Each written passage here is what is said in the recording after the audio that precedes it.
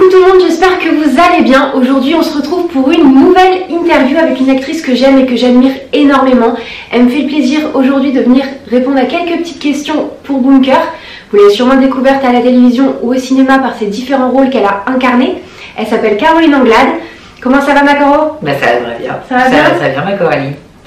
Bon bah c'est cool, merci d'être venue. Vraiment d'avoir pris un peu de ton temps. Merci, que, voilà, ça me fait plaisir. Là ça se voit un petit peu mais tu es enceinte. Pregnant. Ça y est. Ça y est, c'est parti. Ouais. C'est le deuxième. Le deuxième en route. C'est cool. Bon, on va apprendre un petit peu à te connaître. Parce que tu es un petit peu mystérieuse sur les réseaux sociaux. Ah, je n'en dis pas trop.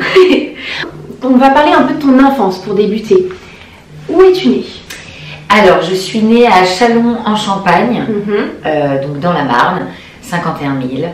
Le code postal, comme ça, c'est... Et voilà, comme ça, et donc c'est très très bien. Enfin voilà, je suis de Châlons. D'accord, et maintenant tu habites sur Paris. Et maintenant j'habite sur Paris. On est arrivé à 8 ans, quand j'avais 8 ans sur Paris. Ok, ouais, donc t'es presque parisienne quoi. Donc je me sens quand même assez parisienne après, avec où je sais quand même d'où je viens. Quoi. Ouais, tu n'oublies pas les racines. Ouais, on n'oublie pas les racines.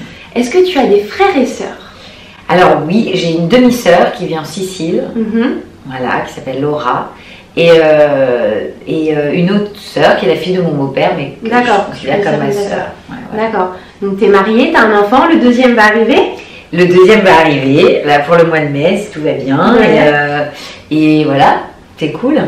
Et là, la petite question toujours, quel âge as-tu? Je veux tout savoir. 21 ans, évidemment.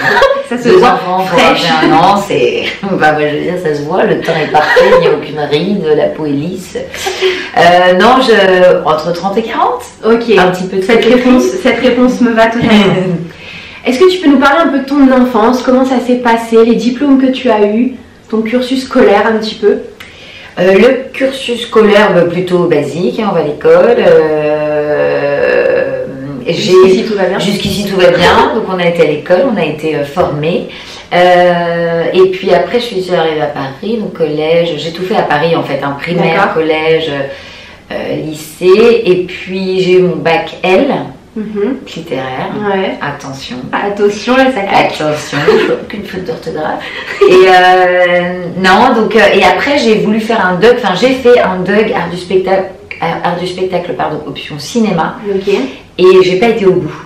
J'ai pas été au bout parce que, pour la simple et bonne raison que j'ai rencontré un metteur en scène en parallèle de mes études et que j'ai commencé à faire du théâtre tout de suite, et du coup j'avais envie de me consacrer à ça tout de suite. Donc j'ai pas été au bout de mon DUG, je l'ai pas eu, et j'ai commencé le théâtre à 20 ans, 21 ans. Ouais, donc directement t'es allée sur les planches quoi. Voilà, exactement. C'est comme ça que tu as commencé ta carrière quoi. C'est comme ça que j'ai commencé ma carrière. J'ai fait d'abord, donc après les études, tout ce cursus scolaire plus ou moins ombrageux. J'ai commencé à rencontrer, j'ai fait les cours Florent. Et puis après, voilà. J'ai eu mon bac et j'ai fait des cours Florent après le bac. Parce que je voulais quand même un petit cadre. Ouais, le bagage qu'il faut. Le petit bagage. Après, les parents laissent tranquille. Psychologiquement parlant, ça les rassure. Et non, mais même moi, j'étais contente de faire ça. Et puis voilà. Et après, c'est comme ça, de fil en aiguille. Et c'est ce metteur en scène, donc c'est vraiment avec le théâtre que tout commence. On a joué plein de pièces classiques dans un petit théâtre parisien. On était payés au chapeau, à la recette. C'est des très très beaux souvenirs. Ouais. Donc tu as commencé par le théâtre, ensuite tu as fait la télévision, le cinéma t'ouvre ses portes maintenant aussi. Exact. Parce qu'en mois de mars, je crois, c'est ça? C'est le 25 mars. Le 25 mars sort Divorce Club avec Michael Youn, Arnaud Ducré. Arnaud Ducré, François-Xavier de Maison, Frédéric Bell, Charlotte Gabris, je les dis tous, Audrey Fleurot, Ornella Fleury, Youssef Hd, Marc Rizzo, Grégoire Bonnet, une multitude d'acteurs géniaux. Ouais, c'est vrai, on s'est marré à la tournée et le résultat est quand même topissime. Bon hâte de voir. Est-ce que pour toi c'est un chemin logique d'avoir fait le théâtre, la télé, maintenant le cinéma? Ouais, je dirais que commencer par le théâtre, moi ça m'a donné des bases, j'avais besoin d'être sur scène, j'avais besoin de livrer plein de choses, donc on apprend plein de choses, on apprend aussi à se servir de son corps, on lit de beaux textes, donc on apprend aussi la littérature, on apprend ses classiques, on se confronte à la scène, la vraie, le regard du public est immédiat. Ouais, c'est ça, t'as pas trop le droit à l'erreur aussi au théâtre. Ouais, et encore que pendant les cours, c'est là où on apprenait. Donc, mais c'est sûr qu'une fois qu'on est lancé, il y a une espèce de rapport immédiat. Et là, et en même temps, c'est là où on peut lâcher tout son jeu. C'est-à-dire que parce qu'après un film, on est monté, on dépend aussi d'un auteur, d'un réalisateur, d'un regard d'un réalisateur. Donc c'est encore un travail différent. La magie est différente. Mais le théâtre, pour moi, c'est la base, quoi. Ça, j'ai envie d'y revenir, j'y reviens régulièrement. Je pourrais difficilement continuer dans ce métier sans envisager de continuer à faire du théâtre à côté. Donc pour ceux qui te connaissent vraiment, tu es aussi la voix officielle de Megan Fox. Comment t'es arrivée à faire sa voix? Parce que ma cousine, qui vit à Los Angeles aussi, qui est également comédienne, était directrice de plateau sur des plateaux de doublage. Et donc du coup, elle m'a fait venir à partir de 15-16 ans, elle m'a fait commencer elle m'a formée à ça. Et je venais régulièrement voir des comédiens, des connus, des moins connus. C'est là que j'ai rencontré pour la première fois Gérard Depardieu, qui était en doublage sur Monte Cristo. J'étais complètement fan, donc elle m'a dit viens au studio, et là j'étais complètement folle de le voir. Nos idoles, là c'était un monstre, quoi. Il était là, il doublait un film assez beau, et c'était assez... Voilà, et de fil en aiguille, j'ai commencé à en faire, et puis un jour, un autre directeur de plateau, Julien Kramer, qui est toujours en activité, m'a fait passer le casting pour Megan Fox. Et ça a marché. Ça a marché. Maintenant, tu es sa voix officielle. Ouais, mais bon, elle travaille plus beaucoup. Ouais, en ce moment, c'est vrai qu'on la voit plus trop là. Elle fait pas bouffer, hein, petite là. Megan, si tu nous regardes, va falloir travailler. Fais des films. Fais des films. Dans quel domaine tu te plais le plus? Que ce soit théâtre, télé, voix off, cinéma? Est-ce que tu as un domaine qui te... Non, tous, je crois tous, ouais. J'adore le théâtre parce que le côté équipe, le côté on se retrouve le soir, le côté on travaille pendant 2-3 mois, on répète, esprit de troupe comme ça, j'aime énormément. Le cinéma, on part tourner, selon les endroits ça peut être magique. Pareil, esprit d'équipe, et puis le résultat... on ne sait pas trop à quoi s'attendre, et puis on voit un film. En fait, tout est magique. Le doublage, on se retrouve dans un studio, on est bien aussi toute la journée. Après, on fait une petite pause café, on parle. J'adore toutes les ambiances, en fait. C'est différent. Donc, tant que je peux continuer à osciller entre entre toutes ces activités, enfin, tout me va, quoi. J'adore. Quelles sont les personnalités, les rencontres qui t'ont marqué durant ta carrière en ce moment? Il y en a plein. Après, il y a ma première rencontre avec Pascal de Pindré, avec qui j'ai justement commencé le théâtre. Donc ça a été une rencontre qui a déterminé ta vie. Qui a déterminé ma vie. Mon rapport au théâtre, mon regard sur le théâtre, c'était quelqu'un de passionné qui n'est plus là aujourd'hui. Il est parti malheureusement, mais ça a été quelqu'un qui m'a beaucoup accompagnée, le premier à me faire confiance et à me dire, à voir en moi... comédienne, quoi. Donc voilà, il m'a en quelque sorte validée. Et puis avec lui, j'ai fait du Goldoni, du Fédo, enfin bref, on a fait beaucoup de choses. Donc lui, ça a été une vraie rencontre. Et puis après, dans les personnalités un peu plus connues, il y a eu Laurent Baffy, ma rencontre avec Laurent Baffy. Moi, j'étais fan de lui quand j'étais très jeune. Son fils Benjamin. Benjamin, mais qu'on adore. Benjamin, j'adore. Je l'ai rencontré, il avait 15 ans, Benjamin. D'accord, c'était un enfant. Donc là, je le vois évoluer, je le vois faire à son tour du théâtre, il est dans des pièces. J'ai tourné avec lui le premier film Versus au cinéma au Cap Ferret. Bien sûr. J'ai tourné avec lui. Avec qui? Avec Lola Delane, Jérémy Duval, Victor Bernago, qui est aussi un ami. Coucou oui, Victor. On n'a pas pu faire l'interview, mais on va la faire, c'est sûr. Ah ouais, Victor. Victor, Benjamin, tout ça. Une belle petite troupe. Une bonne petite clique. Et lui, je l'ai vu évoluer avec son papa. Il venait nous voir tous les soirs quand on jouait les bonobos. On était au Palais Royal. Un des plus beaux théâtres de Paris. Il venait nous voir et il avait 15 ans, quoi. Maintenant, je le vois évoluer. Il a sa propre pièce de théâtre avec Jérémy Duval. Exactement. Donc il faut que j'y aille. Il faut que j'y aille. Mais son papa vraiment m'a donné déjà l'opportunité de jouer dans un théâtre magnifique dans lequel j'allais voir plein de pièces quand j'étais petite. Et donc Laurent qui a marqué mon enfance quand il était avec Ardisson, tout ça. Cette espèce de sniper, maintenant je peux dire que je le compte parmi mes amis et c'est chouette. Ensuite il y a eu Franck Dubosc aussi qui m'a offert un rôle magnifique dans son premier film Tout le monde debout et ça a été pour moi une vraie entrée au cinéma. J'avais fait une dizaine de films avant dans des petits rôles, mais là, lui, je sais pas, il a ouvert vraiment des rôles au cinéma. Exactement, et il a ouvert des portes incroyables.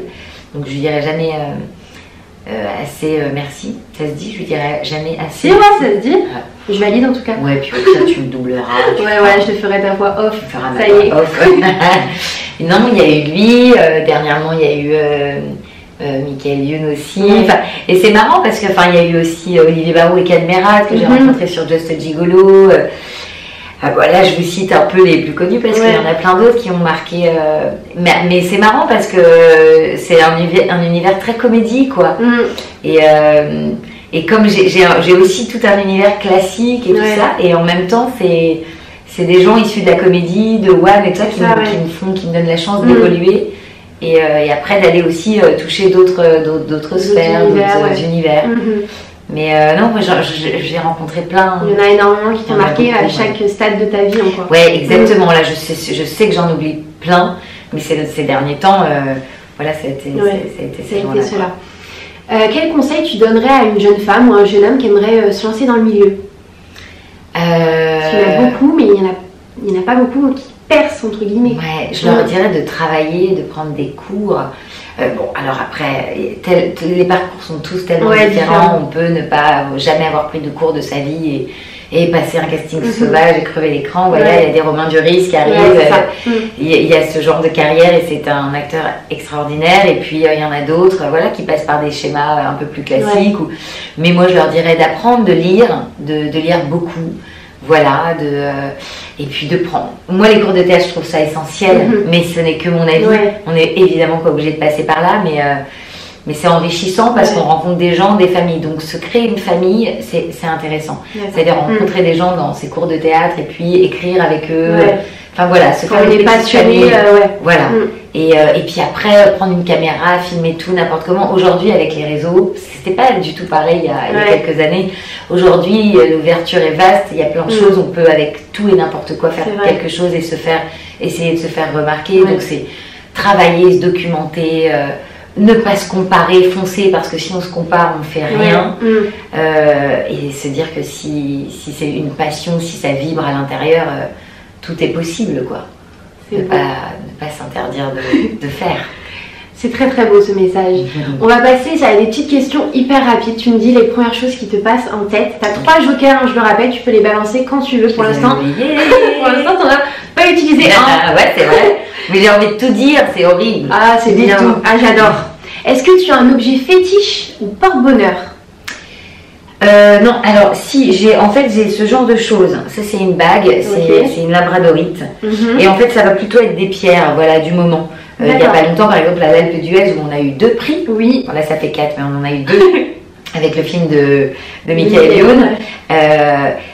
J'avais une citrine, une pierre qui s'appelle une citrine, et c'est une pierre qui porte chance. Donc voilà, c'est ponctuellement, je change de bague et d'objet, mais il me porte bonheur sur un temps. Après, j'ai pas envie de me focaliser sur un seul truc, parce que si je le perds, après, on se rend malade, quoi. Donc voilà. Mais ça, par exemple, en ce moment, j'ai pas envie de la quitter. Ok. Je sens comme une petite protection. D'accord. Ok, je valide. Est-ce que tu as un dicton de vie? Non, il y en a plein. Il y en a plein. Et celui qui te... Mais en ce moment, ce serait plutôt tout vient à point, à qui c'est attendre. C'est qui ça, La Fontaine? Je sais même pas de qui c'est La Fontaine, peut-être faudrait se renseigner. Dites-nous en commentaire si vous savez qui voilà. Tout vient à point, à qui c'est attendre dans l'esprit de voilà, il faut travailler, persévérer, continuer. Moi, je suis très très impatiente, mais à force de travail, de rigueur, de croyance, les choses arrivent. Voilà, si on les projette, elles arrivent. C'est ma démarche et j'ai l'impression que ça fonctionne. Donc attendez, ça viendra, vous inquiétez pas. Ça viendra. Mais bosser, hein. Bosser, ouais, c'est sûr. Ton plus grand défaut? Mon plus grand défaut, j'en ai pas qu'un. Est-ce que je prends le joker? Non, je dirais que peut-être je suis un peu, parfois un peu impulsive, quoique avec le temps on se calme. Mais avec la maturité, la sagesse arrive. La maturité, la sagesse. Ouais, voilà, je peux être très impulsive, je peux démarrer au quart de tour quand je suis emportée, passionnée, je peux. Et puis après, j'ai dit mince. Mais avec le temps, c'est quand même plus maîtrisé. Ouais. Mais pendant longtemps, ça a été l'impulsivité. D'accord. Et ta plus grande qualité du coup? J'en ai plein aussi. Alors là, franchement, t'as pas assez d'une heure. Il va falloir qu'on y passe beaucoup de temps. Non, la plus grande qualité, je dirais, si je suis honnête, pas de fausse modestie sur ce plateau, je dirais l'enthousiasme. D'accord. Voilà. J'ai l'impression de répondre à faire pyramide. L'enthousiasme, en 2. C'est votre dernière réponse, Jean-Pierre? Oui. Est-ce que tu avais un rêve d'enfant quand tu étais petite? Ouais, je crois que c'était celui de faire du cinéma. Je crois que c'est vraiment un rêve qui s'est réalisé, ouais. Ouais, alors du coup, il y en a plein maintenant. Parce que quand on le réalise, du coup, mais après, il y a les steps. Ouais. Mais ouais, je crois que j'ai réalisé un rêve de gosse en faisant du cinéma parce que j'ai très très vite été voir plein de films au cinéma. Et à 8 ans, je crois que c'était déjà une vocation. Ouais. Donc, depuis très jeune, quoi. Depuis très jeune, très très jeune. Ça m'a. Ouais. Et c'est vrai que j'ai réalisé un petit bout de ce rêve, mais il est encore pas fini. Très grand. Est-ce que tu avais un doudou d'enfance? Ouais. On a tous eu. Comment il s'appelait? On veut tout savoir. Alors, il n'y avait pas de nom, mais à l'époque, c'était ma robe, une petite robe d'enfant que je chiffonnais. C'était un doudou, mais moi, je l'appelais mon nanin. Parce que je viens de Château en Champagne et là-bas, dans le Nord, c'était un nanin. Voilà, je suis sûre qu'il y en a plein qui vont dire ah moi aussi j'ai un nanin. C'est vrai que je crois qu'on l'appelait nanin. Ouais. Nanin. Et donc j'avais un nanin et voilà. Après je peux pas tout dévoiler, mais j'ai encore besoin de doudou et de nanin. Moi aussi. Et toi t'es plus jeune, c'est ouais, c'est pas mal quand même. Ça passe encore. Ouais. Mais si tu l'as maintenant, je l'aurai tu l'auras toute ta vie. Hein. Ah, on est mal barré. Non, on est mal barré, mais c'est une addiction. Et quitte à avoir une addiction, non, ça fait pas trop de mal, quoi. Ça rassure, ça réconforte. Oui, c'est plutôt soft. Voilà. Dans la vie, t'es plutôt stressée ou peace and love? Les Parisiens, ils ont quand même tendance à être à chaque fois stressés. On va pas se mentir, hein, on n'est pas des. Non, et ça dépend des moments. Il y a des moments où j'ai envie de. Là, en ce moment, je suis enceinte, alors j'essaye de m'apaiser. Mais ça varie, c'est-à-dire qu'à 9h du matin, je peux être peace and love, à 10h stressée, à 11h peace and love, c'est les montagnes russes. Mais c'est vrai que Paris, c'est une ville qui est magnifique, évidemment. La plus belle ville du monde. Une des plus belles villes du monde, on est d'accord. Mais épuisante. Je regarde, depuis tout à l'heure, vous n'avez pas beaucoup mon regard. Hein. Regarde l'objectif. Mais oui, pardon, tout le monde, il faut regarder l'objectif. Mais oui, la base, en plus, on a le petit retour caméra et tout. Bah ouais, mais parce que quand on réfléchit, d'ailleurs, ça veut dire que, je sais pas si je travaillais le cerveau droit ou gauche, mais je suis beaucoup comme ça. Toujours est-il que Paris, stressante quand même, malgré tout. Ville, voilà, ça. Tu vas à 1000 à l'heure, même si t'es pas pressé, en fin de compte, t'es pressé. T'es pressé. C'est épuisant, ouais. Donc, on aurait plutôt tendance, les Parisiens, à être un peu trop sur les nerfs. Est-ce que tu es plutôt couche tard ou couche tôt? En ce moment, je pense que tu essayes de faire attention. Ouais, mais bien que c'est très dur j'ai beaucoup de mal à me coucher avant minuit, sachant que mon premier garçon a 4 ans est on fire et je couche pas avant 22h, avec 1000 allers-retours. Donc je suis plutôt, je sais pas pas avant minuit au lit. Hein. Ouais. Donc une fois que le deuxième va arriver, je pense que ça va être une paire de manches. Je te souhaite bien du courage. Voilà, donc, mais voilà. Je ne suis pas non plus une couche tôt parce que j'ai besoin de retrouver mon chéri le soir, de parler, de faire le débrief de la journée. Et ça nous prend beaucoup de temps. Toi qui t'habilles plutôt très bien, tu es un peu une fashionista, tu es tout le temps à la mode, bien sapée et tout. Est-ce que tu as un fashion faux pas et un vêtement qu'il faut toujours avoir dans sa garde-robe? Non, en fait, je suis pas une vraie. Mais c'est cool que tu me dises ça. Ah si, moi j'aime bien ton style. Ah ouais. Ah, je dis style.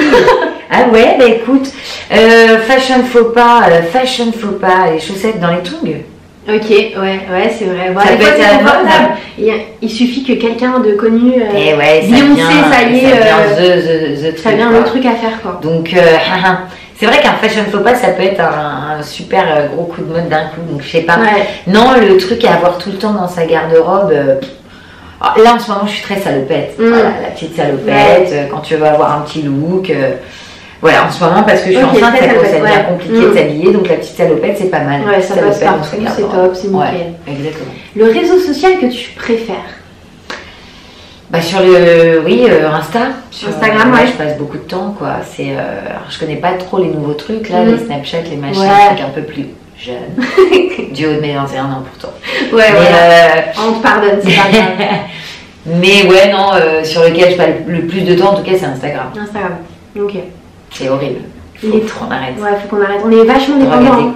Ouais, trop. Ça. Trop, beaucoup trop. C'est un peu flippant et en même temps, ça fait partie de... Il y a des bons et des mauvais côtés. En tant que comédienne, c'est vrai qu'il faut se montrer aussi un petit peu. Ouais, on a l'impression qu'il faut passer par là. Encore que tu as plein de comédiennes qui ne s'en servent pas et qui vivent très très bien et qui n'ont pas besoin de ce média-là pour se faire connaître. C'est compliqué de savoir jauger un petit peu. Ouais, c'est un grand débat. Hein. On pourra en passer, mais on n'a pas le temps, on a encore d'autres informations, on fera des débats, vous inquiétez pas. Les 3 emojis que tu préfères, que tu envoies le plus souvent sur ton téléphone? Mort de rien. Ok, le petit bonhomme qui pleure là. Ouais, comme ça fait tout passer. Tes amis ont l'impression d'être hyper drôles tout le temps. Mais tu le flattes un peu. Ouais, t'es bon public. 3 morts de rire. Alors la personne, j'arrive à midi. Énorme. Ok. Donc voilà, le petit clin d'œil. Ok. Et le petit bisou.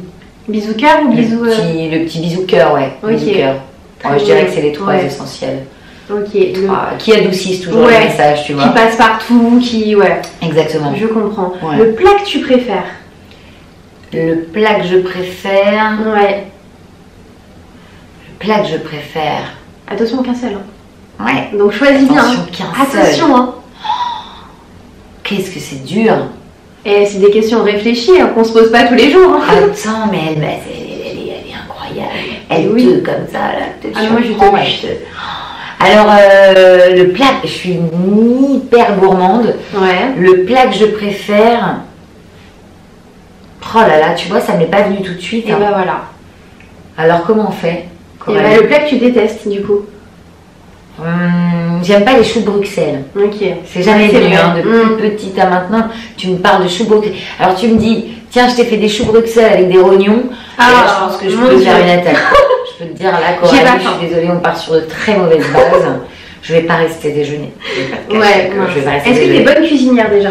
Pas tant. Ouais, tu te débrouilles, t'as les bases. Je me débrouille, je suis beaucoup plus bonne pâtissière. D'accord. J'adore ça. Je fais les plus merveilleux cookies du monde. Vous venez toquer à la maison, vous partez avec une dizaine de cookies, là je vous mets bien. Les cookies, les fondants et tout ça. Tout ça c'est vraiment mon délire. Fondant au chocolat, crème de marron au chocolat, très très bon aussi. Toute petite recette toute simple, sans gluten. Voilà, je suis beaucoup plus dans le genre de truc. Après non, je vais dire j'adore les lasagnes faites maison par exemple, tu vois. En fait, c'est terrible, j'ai aucune réponse alors qu'il y a 1000 plats que j'adore. Ouais, mais t'en as tellement que tu peux pas les départager. Ouais.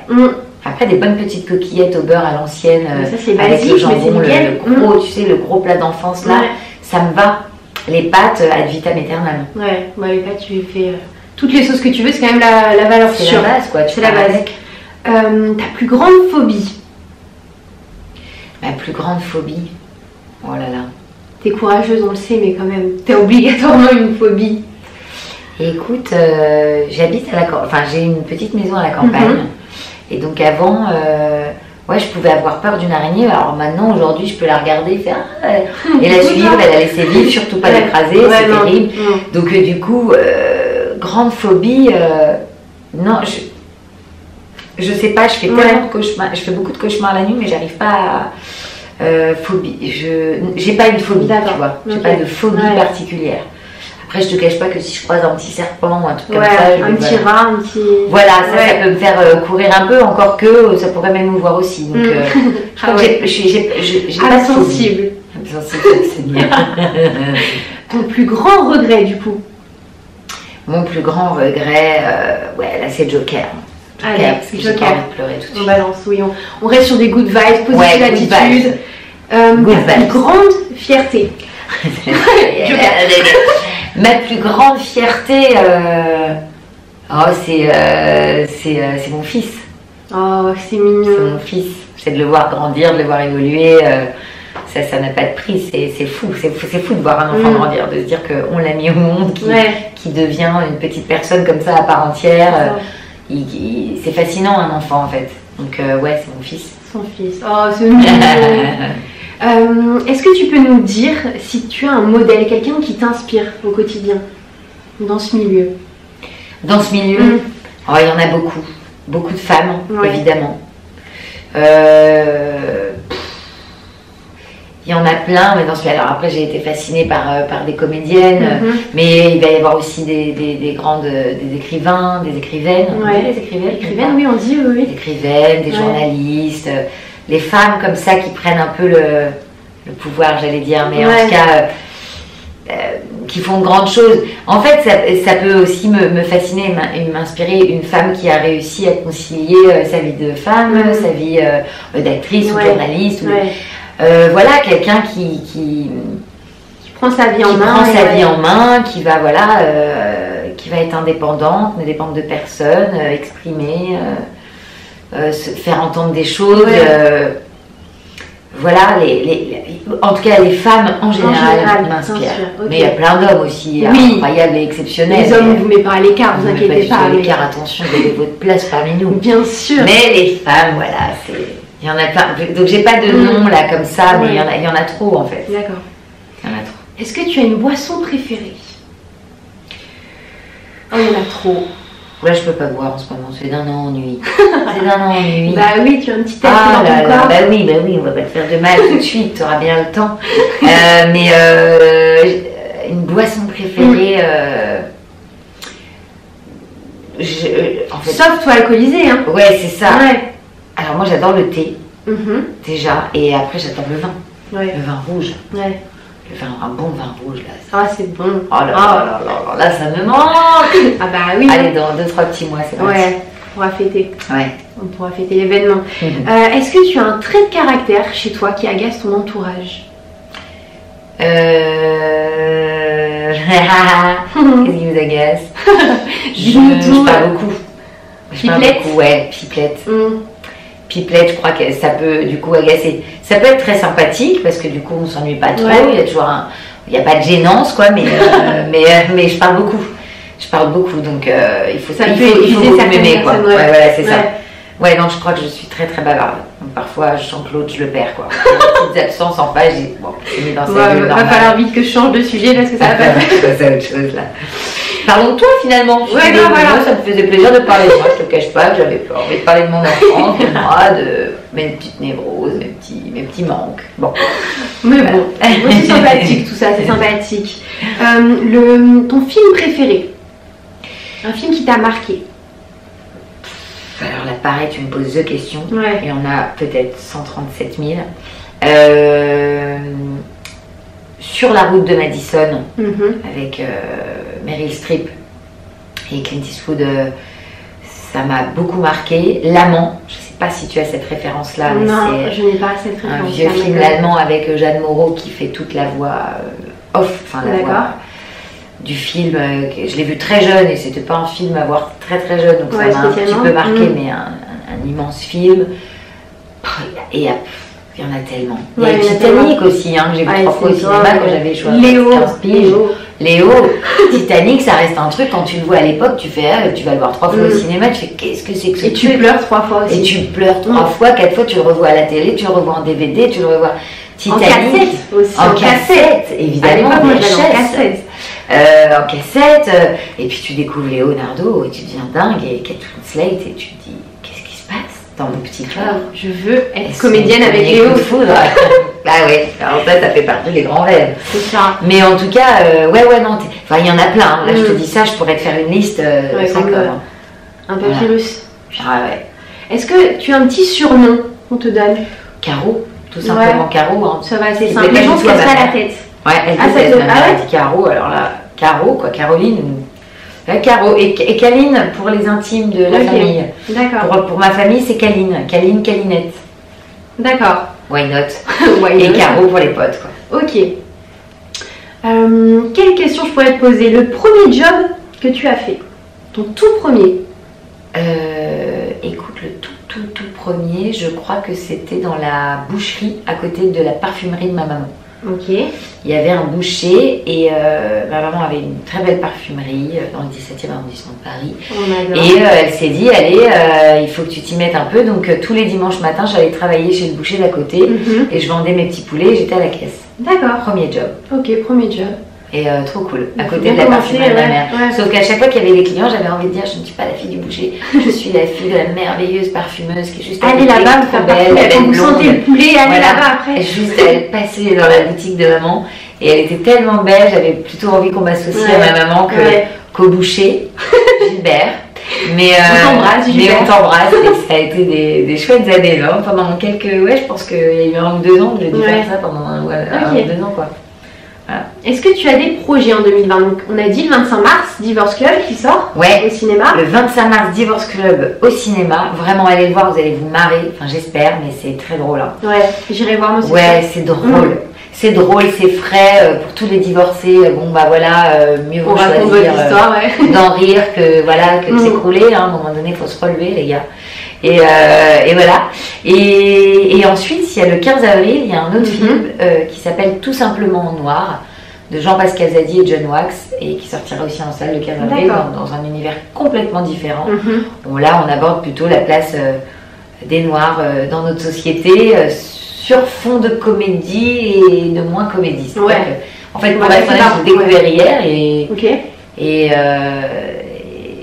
on va passer par plein d'émotions différentes, quoi. Voilà. Donc c'est un grand écart avec Divorce Club, mais les deux sont très très intéressants. Ok. Qu'est-ce qu'on peut te souhaiter? Donc que tout ça marche, que tes projets fonctionnent, que ton petit loup se porte bien, qu'il arrive bien dans la famille. Là, on t'attend. Et non, maman veut boire du vin, donc on t'attend. On t'attend, ne tarde pas. N'arrive pas 1 semaine après ton terme, s'il te plaît.